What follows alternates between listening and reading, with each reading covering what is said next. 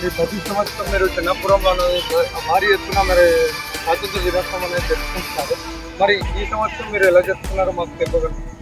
ఈ సంవత్సరం కూడా దేవుని వల్ల మేము మంచిగా జరిగించినాము. తర్వాత అందరు సమక్షంలో మేము మా డిప్యూటీ మేయర్ గారు వచ్చారు, జనమంది చేశారు. తర్వాత మేము దేవుని అంతా మంచిగా చేసుకున్నాము. ఈ ఇండిపెండెన్స్ డే 79 ఇండిపెండెన్స్ డే దేవుని అంతా మంచిగా జరిగినాము. 79 ఇయర్స్ మేము మంచిగా ఉన్నాము. అట్లనే గంగా జమున తహసీబ్ లాగా అందరు మంచిగా కలిసిమెలిసి ఉండాలి.